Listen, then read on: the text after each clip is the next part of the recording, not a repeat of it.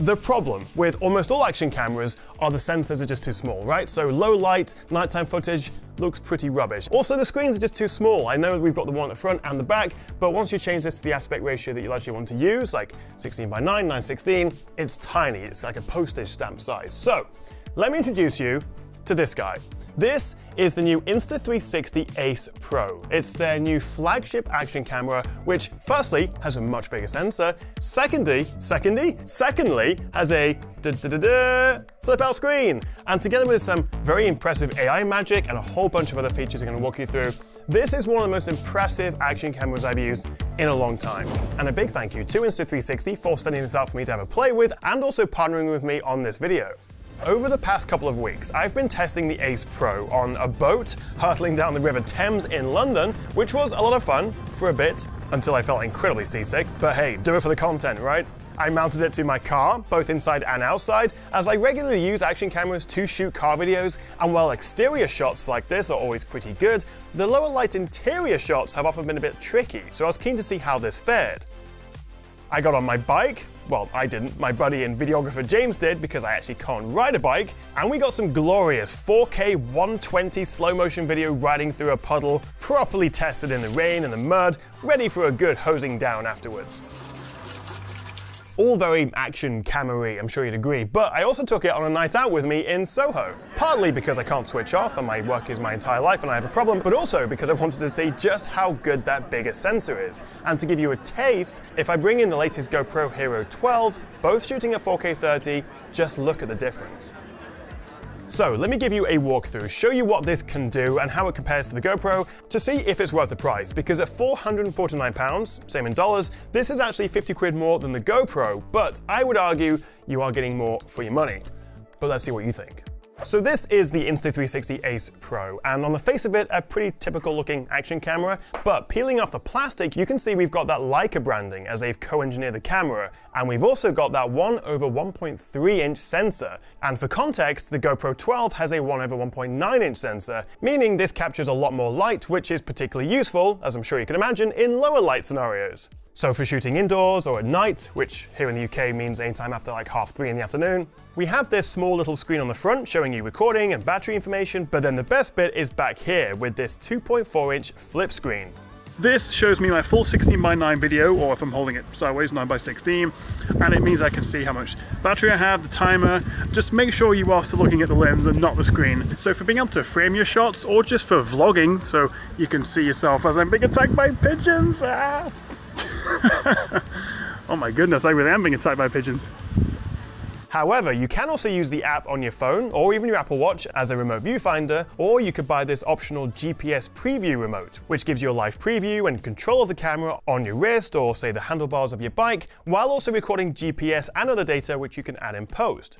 Now, as well as the camera itself, in the box we have their standard magnetic mount, which is very similar to the GoPro, and so it'll work with all their accessories as well. And the advantage with this being magnetic is you can then quickly mount or dismount the camera, which is very handy if you're in a rush. But I would suggest also getting this quick release mount, as it includes the folding 2-prong mount and also a screw hole, which is very useful. But there's plenty of other mounting and accessory options as well as they continue to build their ecosystem.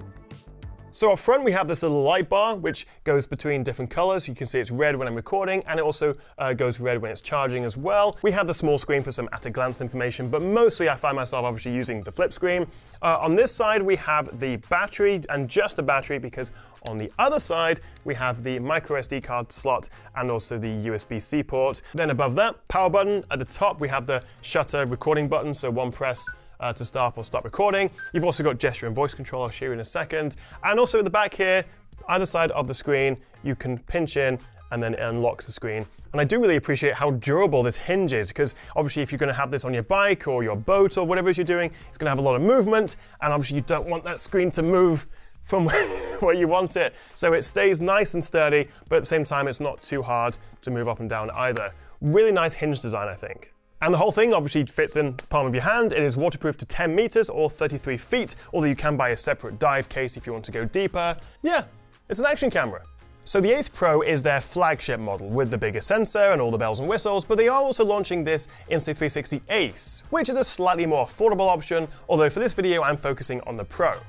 Okay, so once you've got it up and running and you've connected the device to your phone via the Insta360 app, which you can download for free on Android and iOS, and I would definitely recommend the app because firstly, it can transfer wirelessly your photos and videos, and actually you can do it in the background, so you don't actually have to have the app open. You can also create videos, you've got the AI quick edit, and also some of these very cool AI features, which I'll come back to in a second. So definitely worth getting the Insta360 app, but swiping around and navigating the UI on this rear flip screen is all very fast and nice and intuitive. And I do like that we have all these different modes that you can play around with, or you can just switch to one of the presets if you just want to keep it simple.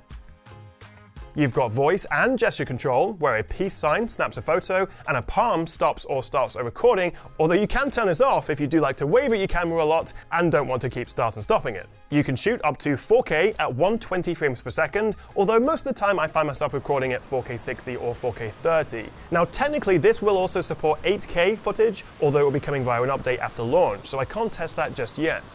You can also change the aspect ratio between 16:9 or 4:3, and actually if you switch to the free-frame video mode, which shoots in 4:3, it gives you these handy horizontal and vertical guidelines to help you frame your shots. And then you can switch between the aspect ratios in post via the app.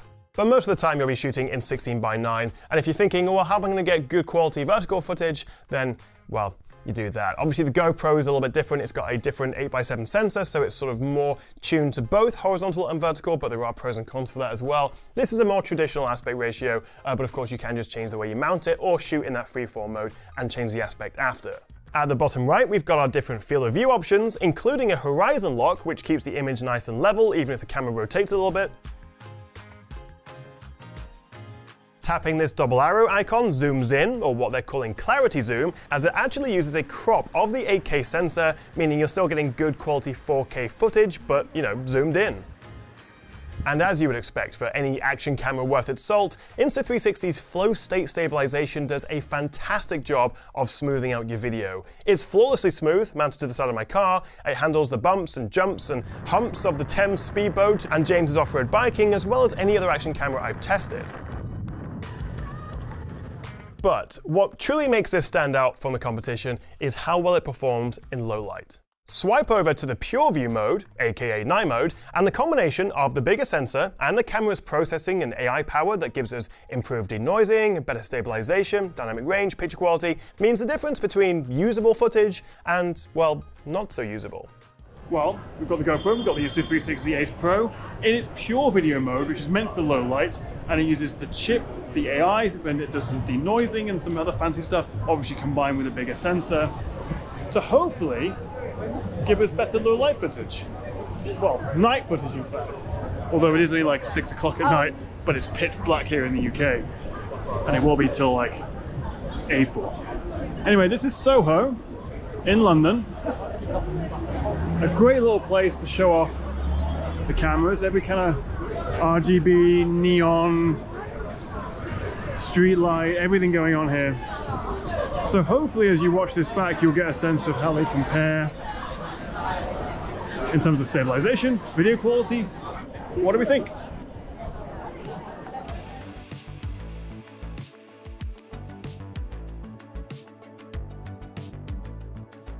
The Ace Pro also introduces active HDR for video, shot at up to 4K 30. Now it's not recording in like HDR10 or Dolby Vision or anything, but you do get better dynamic range, with the brightest areas being less blown out and you get more detail in the shadows.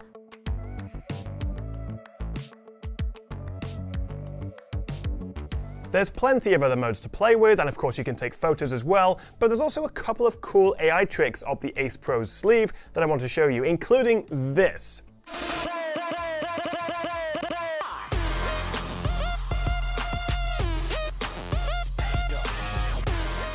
Now in the Insta360 app, there's this new AI warp option that uploads your footage and uses generative AI to stylize your video from either one of their presets or from your own imagination, as you can write your own prompts. It does only work on clips that are a few seconds long, and the results can vary in quality, but it is quite fun to share them. We also have the AI Highlight Assistant, which creates a highlight montage of clips recorded on the camera, and it's particularly useful if you have a really long clip like a time-lapse or loop recording, because it can help identify where the action happens and then add it to your highlights.